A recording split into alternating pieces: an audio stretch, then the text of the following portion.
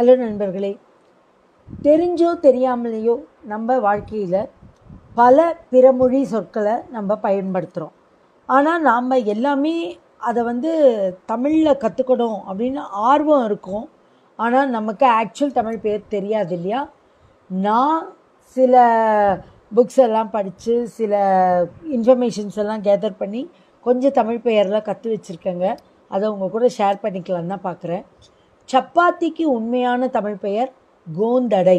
அதே மாதிரி பரோட்டாக்கு புரியடை அப்படின்னு பேர் தாங்க அது.